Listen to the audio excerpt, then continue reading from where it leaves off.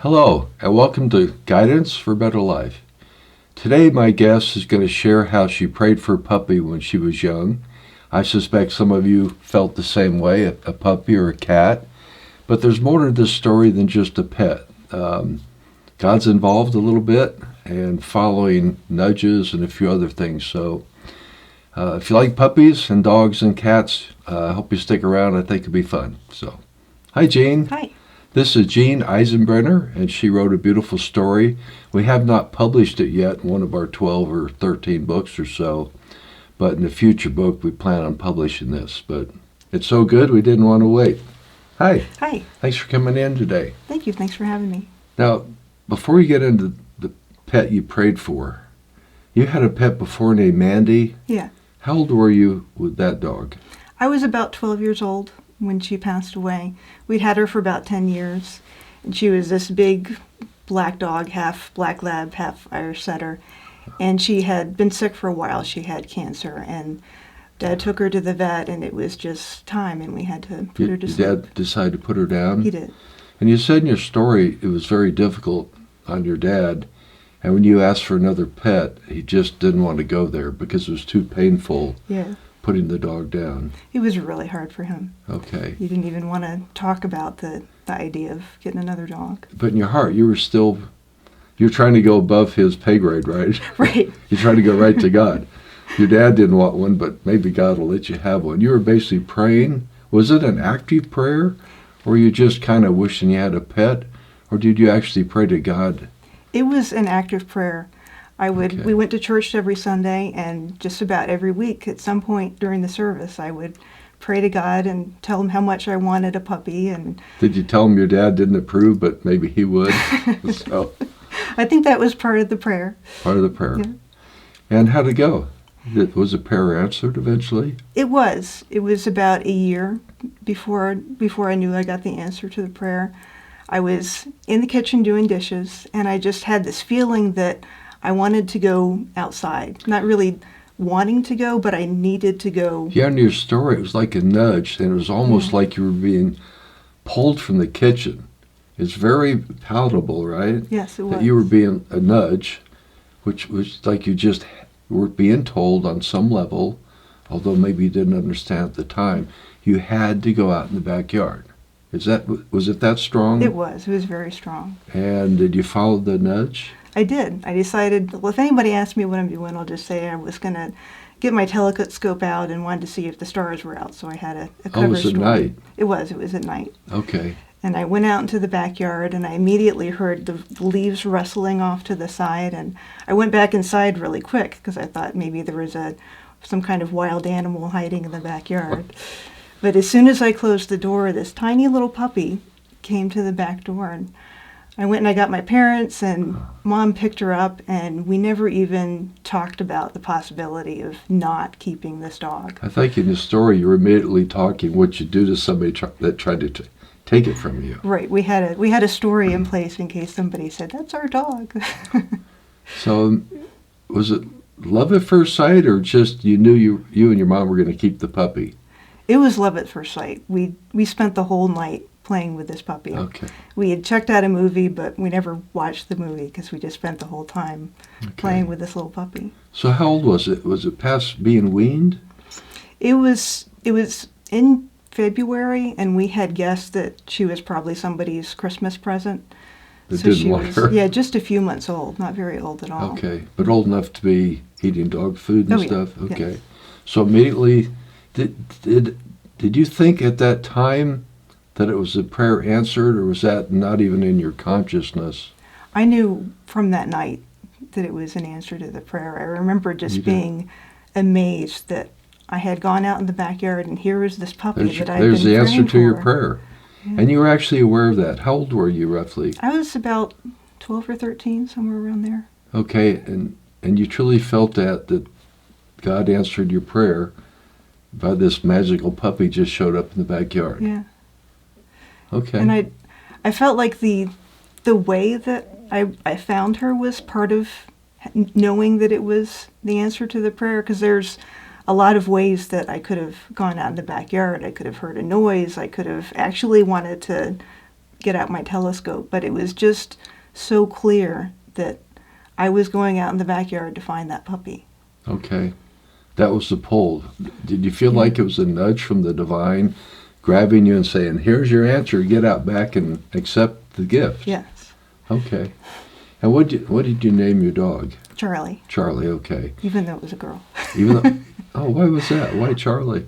I don't remember what the story was behind that. I think it was a perfume or a song or something like that, but it just seemed to suit her for some reason. Okay. Now, in your story, and I guess because you had Mandy, a large dog, you were praying for a really large dog. What was some of the types of dogs you were praying for? I loved all of these sled dog books when I was that Okay. age, and so I was thinking an Alaskan Malamute or a Husky mix, or But it was a small puppy, you it said, was. like a lapdog type puppy. What type of dog was it? We guessed she was a Corgi mix, so she was like a little bigger than a cat and just very Okay. sturdy dog. Because you talked about the family could carry her around in your lap, and she could sit with you in the evenings. So do you feel like your prayer wasn't totally answered? No, she was the perfect breed, the perfect dog.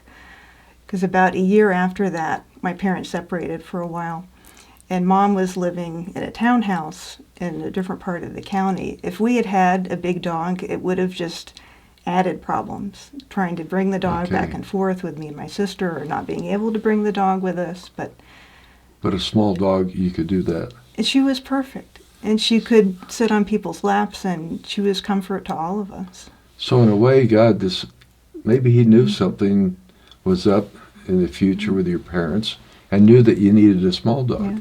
Yeah. So it didn't take away from the prayer. It's like He knew what you needed more than maybe you knew. Is Yeah. that right? Yeah, a lot of times folks pray for things and they don't get their exact prayer answered.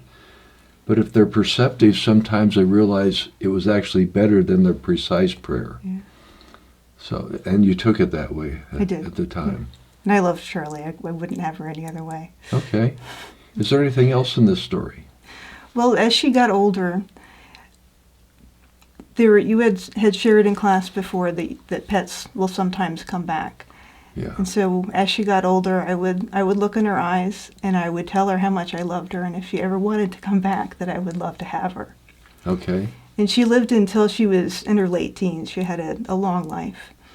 And I moved down to Charlottesville, and I was thinking about getting a dog, Okay. but I lived in And she was passed by now? She had passed by now. She'd Passed, been okay. passed for a few years. And you said she lived in her late teens, something like that. And now you're leaving the home. You moved to Charlottesville, and now you're starting to think about a pet again. Right. Okay. And I always had dogs, so that was my first thought, is to get a Okay. dog. But I didn't have a fenced-in backyard, and I was gone all day at work and had a long commute, and it just And you didn't. You said in Wasn't your a good story you fit. didn't really want to walk them in the rain. no, And a cat, you don't have to walk in the rain. no. And when you suggested I get a cat, I ended up going to the Now, why was that? I remember in class one day, I felt a strong nudge listening to the divine that you needed a cat. I Do you did. remember why? I remember saying that. I don't know how long ago that was. But Gene, maybe you should buy a cat or get a cat or something. Do you remember why I suggested a cat? I was really lonely at the time, and I was Okay. struggling in a lot of areas. I was thinking about myself a lot because I was by myself a lot in the house. Okay. And I wanted love, but it wasn't working. I needed to give love. Yeah, it seemed like you were thinking about yourself mostly, Right. and that wasn't scratching that itch for love. Right. And I think we talked about, and your story talked about a little bit, the best way to get love, if you want love, and I think we all want love on some level, is to first give it. And people get frustrated if they don't receive love. They keep thinking about themselves. And for some reason, God wants us to think about ourselves, but also others. And I think our discussion was back then, I don't remember it real well, was you were so self-absorbed in a way, thinking just about you, and wondering why you didn't feel love. Yeah. When people think mostly about themselves, it seems like they don't get much love. But if you have some way to express love, then all of a sudden God sets it up so the love comes back. I think he wants us to love others, not just ourselves. Was that the gist of the conversation? Yes. So you went to get a cat. That seemed like the way to go. Yes. And how'd that work out for you? Well, I found the most wonderful cat named Bravo. That took some effort. Yeah. In your story, you went to the pound? Where did you go? I went to the animal shelter. All right, you went through all the little animal booths or little cages, and none of them felt right. No. I had prayed for help before I went to the animal shelter because I had always had dogs. Yeah. And I didn't even know what I was looking for in a cat. So I knew what a dog's body language was and kind of had to tell what their Okay. personality was, but not really with a cat. You never had a cat as a child? For a little while when I was in college, but not when I Not was a much, child. okay. Yeah. So I went through all the different cats, and there's rows and rows of cats in the animal shelter. And I got to the last row, and it just didn't seem like any of those were my cat. And I remember looking up, and there was a door off to the side, and it was where they kept the indoor-outdoor cats.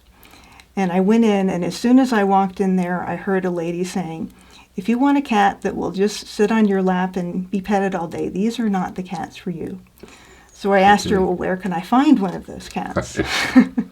And she said that I needed to meet Bravissimo, who later became Bravo for short. Okay. It turned out that they had Bravo up at in the lunch area that day, and all he wanted to do was sit on everybody's laps. So she was She knew the cat for you. right, she did.